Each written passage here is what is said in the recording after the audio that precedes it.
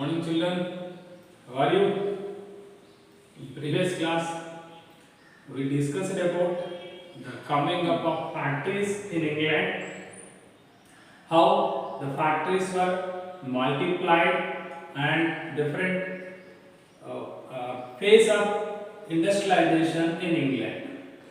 The first factories started in England was in 1730s. The first factories started in England was in 1730s. But number of industries multiplied only in late 18th century.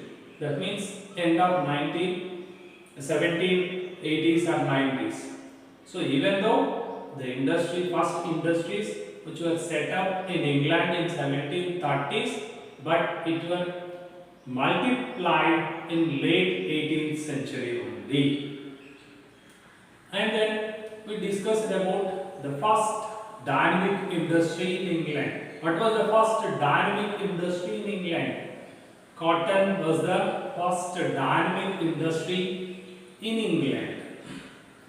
So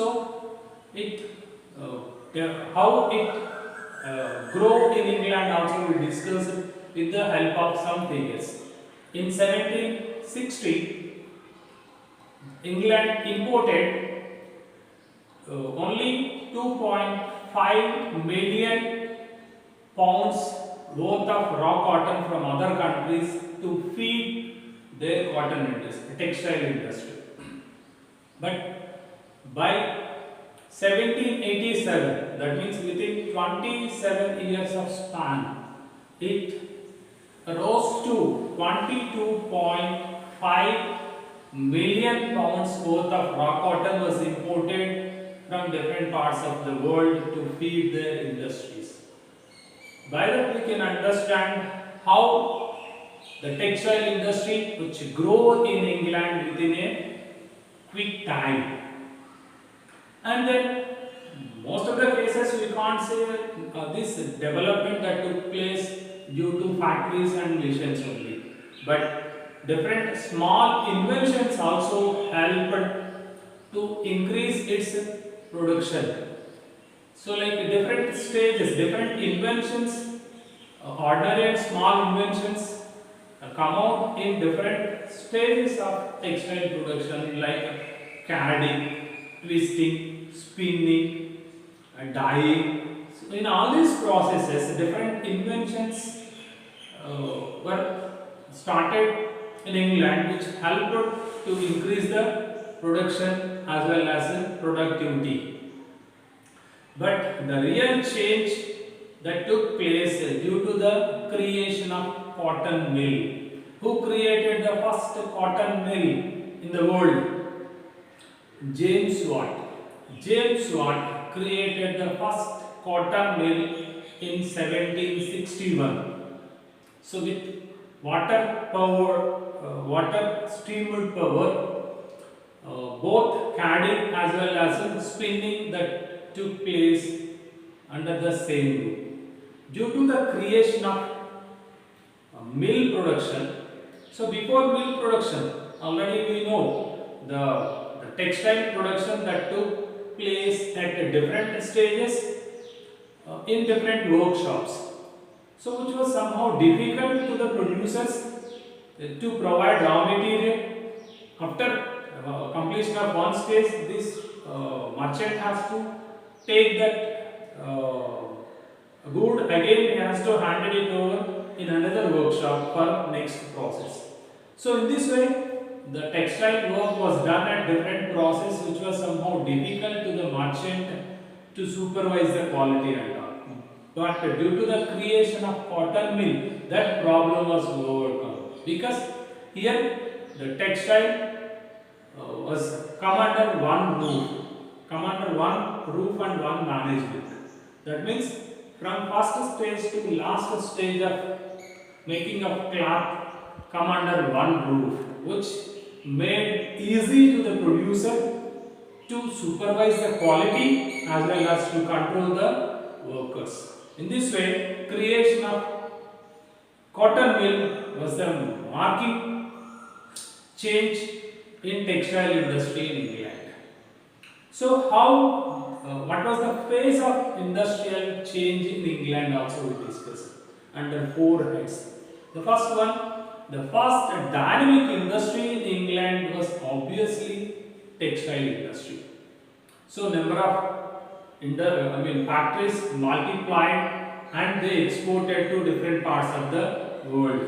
So this domination of textile industry in first phase of industrialization, it continued until 1840s. But after 1840s, this scenario was changed because due to the introduction of railway lines in England as well as its colonies. In 1825, the first railway line was laid between Stockholm and Darlington to Stockton and in other colonies also. In this way, demand for iron and steel increased enormously due to development of railways. So, metal industry surpassed the cotton industry. So, by 1873, the worth of metal exports, especially iron and steel exports, was 77 million pounds, which was the double of textiles. So, in this way, the second stage of industrialization was dominated by metal industry. And come to the second one. Even though factory production started, which was not completely replaced the traditional industrial production, only 20% by the end of even 18th century, 19th century, only 20% of people who work in technologically developed industries. Remaining 80% of people who work in traditional industries only. That means both parallelly produce the goods. And third, this inventions also helped to bring the change in a slow pace, in slowly, like industries like food industry, gas, and some other industries. The small inventions helped to bring the change in the mode of production. And fourth one is in the phase of industrial change. Even though powerful technology or new machines were invented, but producers were not ready to buy in the initial stage. They took their time to accept the new machines because of different reasons. So, what were the reasons? Machines were so expensive, and moreover, on the other hand, labor was available to the producers at cheaper rates who migrate from rural to urban areas in search of employment. That is why they need not pay more money on machines. And most of the cases, these machines could not work as per the claim of manufacturers, and they often broke down, and shortage of skilled people to operate the machines as well as for repairs. That's why it was slow. That's why here the one case is given regarding steam engine. Steam engine was developed by or improved by James Watt. Even though he improved, new Matthew Boulton produced the produced the steam engine, but there was no market for the steam engines. By the end of 19th century, only 321 steam engines were worked in England. So, in this way, we can understand that it is very slow. And today, we are going to learn about the situation or conditions of labor as well as what was the importance of handmade goods and all. Let's see.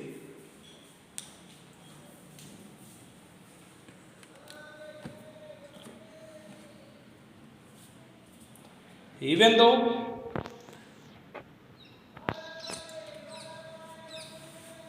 production which started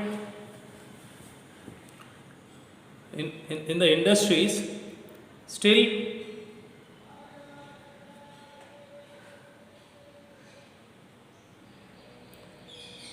see the second concept, hand labor and steam power. Hand labor and steam power.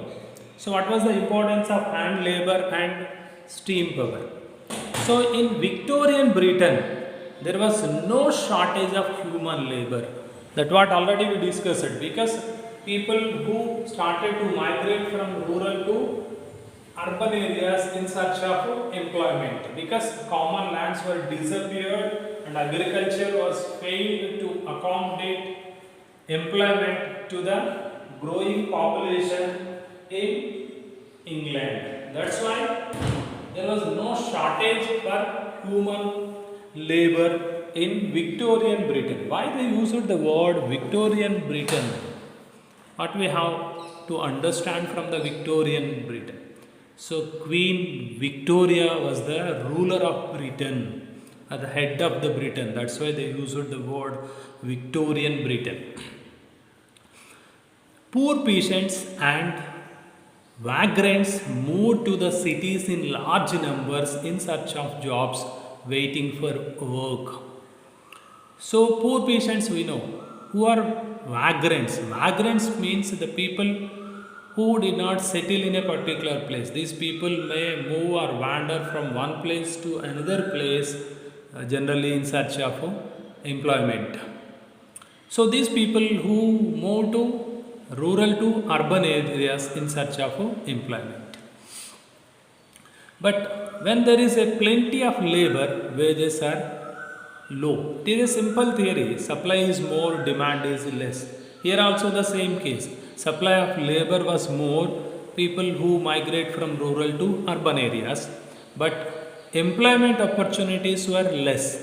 Naturally, producer may offer less wages to the workers, and that situation also may force the workers to accept the less wages. That was the condition here. They did not want to introduce machines that got rid of human labor and required large capital investment. In previous class also we discussed the industrialists or the producers were not enthusiastic to buy the machines, because machines were so expensive and it has its own problems also. So there was no technical people at the time to operate the machines. So machines often broke down, and moreover, no need to spend that much money to buy the machines, because they have plenty of cheap labor. That is why the industrialists were not much interested to buy the machines. In many industries, the demand for labor was seasonal.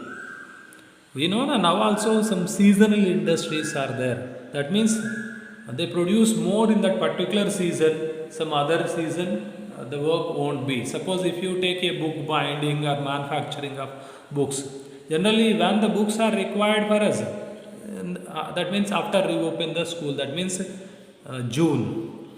Generally June, of course this year we don't know, that is a different matter. So when they produce the books generally, so book producers may engage more labor after January and February. Those 3-4 months they produce more and more books to sell in the market. If once June completed, they can't provide that much employment to the people, because it is that work is seasonal in nature. Here also the same initial stage in England. Gas works and breweries were especially busy through the cold months. Gas works, breweries, what is breweries? Manufacturing of beer and all. So generally in hot months these people may drink that kind of drinks. So that's why there was a demand for gas work and breweries in cold months. So that means when once cold months are over, these people won't engage those people to do so.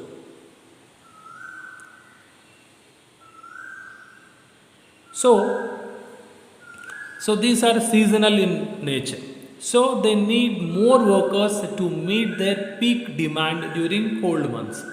Suppose if bookbinders and printers catering to Christmas demand, two needed extra hands before December. So that means seasonal in nature. Once that season is over, they can't accommodate that much people. So they reduce the number of people who may work in their shops, in their manufacturing units. At the waterfront, winter was the time that ships were repaired and spruced up. That means winter is not a good weather for a movement of ships and all. That's why during that time they go for repairs.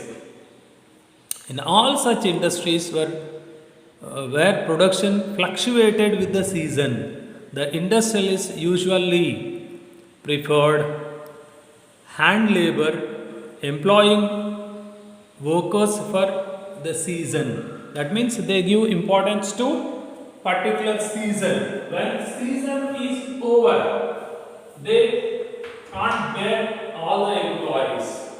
Simply, they can't bear all the employees. That's why work was seasonal in nature. Come to other conditions here. Here the picture is given. See once. People on the move in search of work. The illustrated London News in 1879. So in this way, people who move from rural to urban areas in search of employment. And then a range of products could be produced only with hand labor. That means even though factory production started, there was a demand for hand labor. Some sort of goods were produced by hand labor. So that means there was a demand for handmade goods even though machines were introduced. Machines were oriented to producing uniforms, standardized goods for a mass market, especially for foreign market and all. They produce at lesser cost, and because here labor cost is somehow less, and they produce for market. They produce in a mass scale for markets, but still some people prefer to use handmade goods. That's what they give. But the demand in market was often for goods with intricate designs and specific shapes. In mid 19th century, Britain, for instance, 500 varieties of hammers were produced and 45 kinds of axes were produced. So when it was produced, simply in mid 19th century. The mid 19th century means already industrialization started and new machines were introduced. But still 500 varieties of hammers as well as 45 varieties of axes were available in Britain.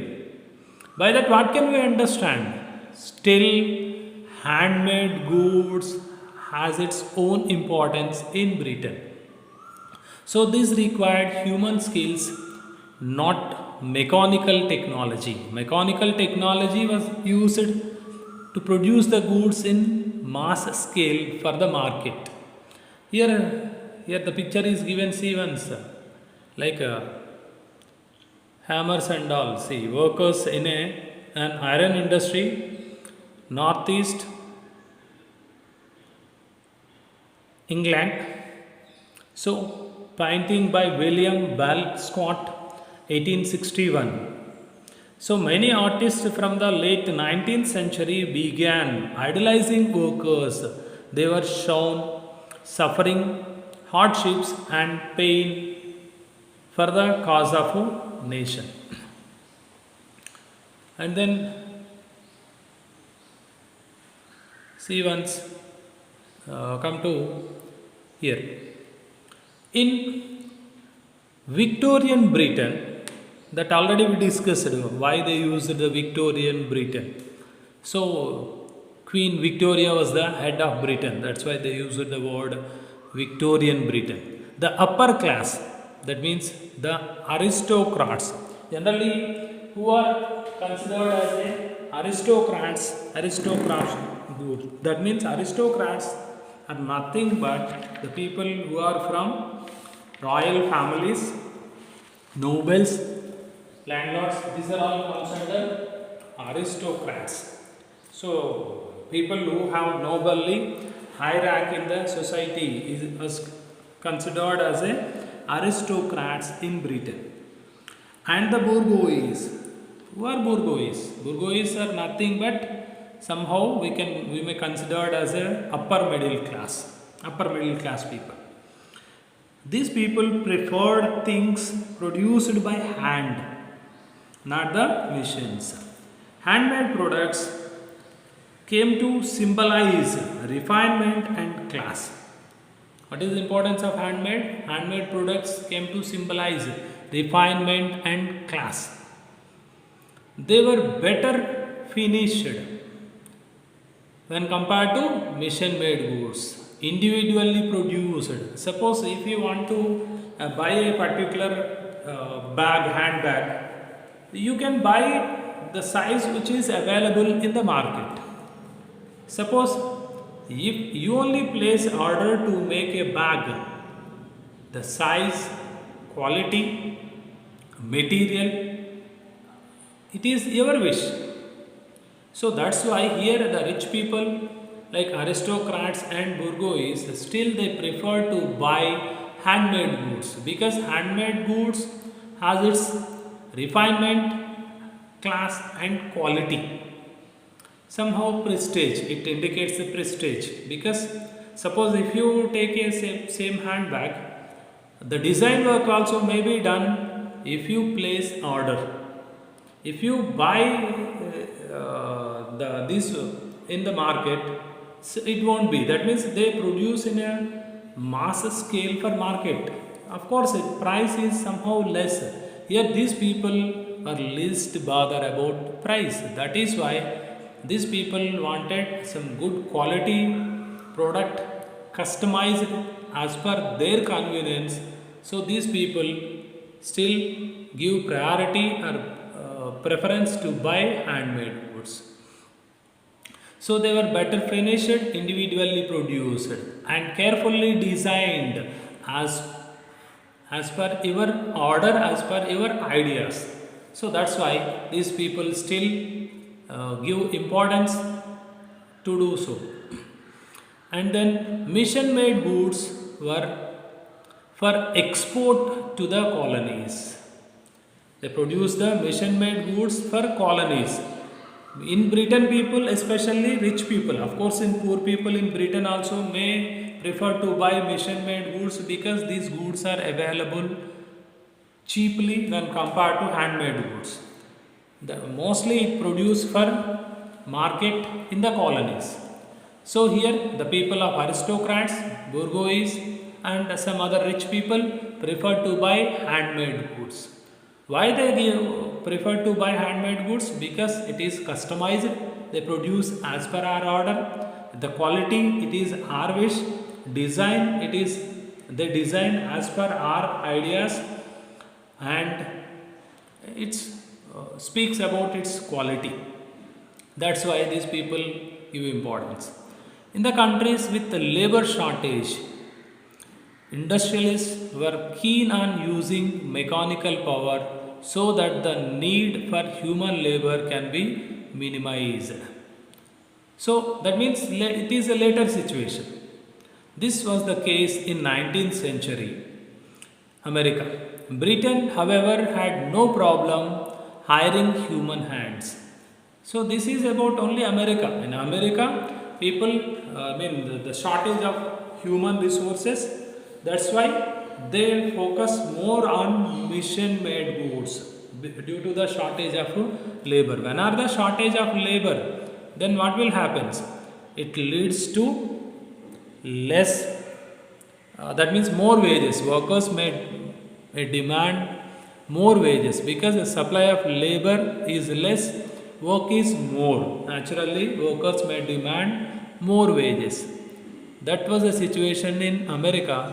That's why they started to give more preference to machine made goods instead of handmade. But in Britain, that situation is completely against when compared to America. Here, still plenty of cheap labor is available. That's why, and moreover, there was a great demand for handmade goods. The people, aristocrats and bourgeois, prefer to buy handmade goods only. So that's why these people may give more priority to produce handmade goods in 19th century. Let's see one case study is given here regarding the problems of worker, the form of a letter. Let's see once what was the problem.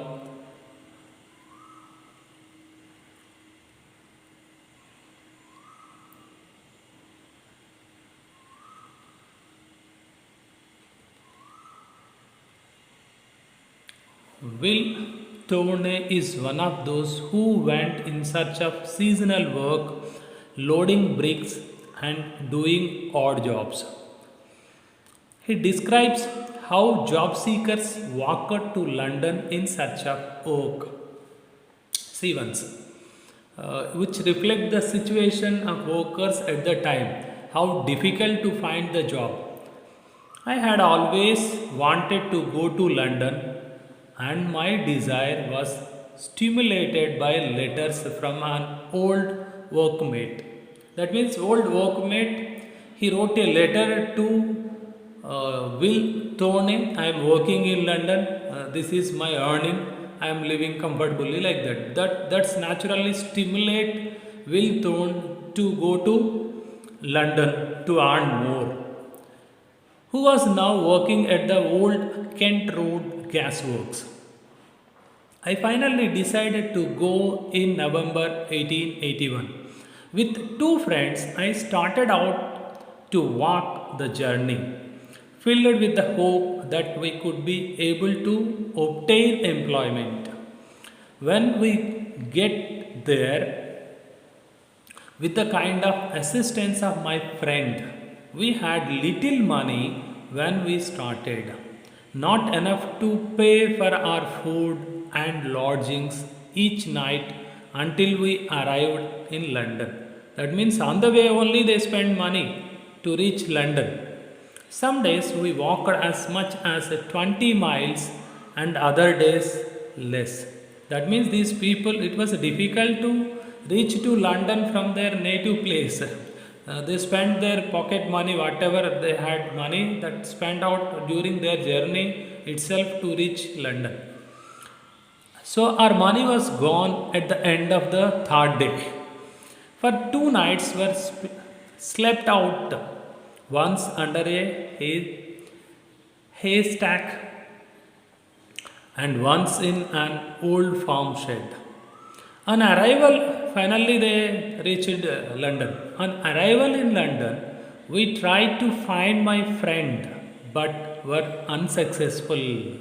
That means it was not easy to find the address and all. Or he may change his address. That means the communication was not at present time. No? That's why it was difficult to find. That means he failed to find the address of his friend. So our money was gone. So there was nothing for us to do but to walk around until late at night and then try to find some place to sleep. We found an old building and slept in it that night. The next day, that is Sunday, late in the afternoon, we got to the old Kent gas works and applied for work. See the old Kent gas work. His friend was also working there. To my great surprise, the man we had been looking for was working at the time. He spoke to the foreman, that means his friend spoke to the foreman. Foreman is the head of some number of workers. He supervised the work and he was given a job. So, in this way, he got the job. So, what can we understand from this story? Nice story. So, at the time, the finding job was not so easy. The people who migrate from rural to urban areas faced many problems for shelter, food, and finding job was also difficult because already we discussed supply of labor was more and employment opportunities were very much less. That's why people has to wait for weeks to get employment opportunity. And come to the what we learned in today's very small concept. You have to go through once and have to finalize the questions. Which kind of questions may you have to learn from today's class? So here, even though factory production started in Victorian Britain, there was no shortage of human labor. Poor peasants and vagrants moved to the cities in large numbers in search of employment. So there was no shortage of labor. That's why here producers were not ready to buy the machines. Machines were so expensive, and problems are also that what we discussed. A shortage of skilled labor often broke down. Repair persons were not available, and moreover, labor was available at cheaper wages. But and more on and one more problem to the workers was most of the industries that run seasonally. So these seasonal industries provide employment opportunities to these aspirants who want to work to the limited days only. So once that season is over, these people again come on to the streets to find the job. That was the another problem to the working class people at the time. So gas works and beverages are especially busy through the cold months. So at the same time in Christmas books before December, again they need more manual labor. So that's why these kind of seasonal industries provide employment opportunities in a particular season. When season is over, these people remove employees from the employment. So that's why it was a problem to the employees in the initial stage.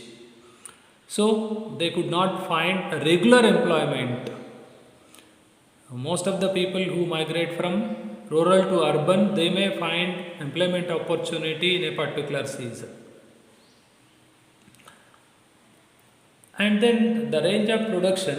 So at that time, even though machine made goods were produced, still handmade good had its own demand.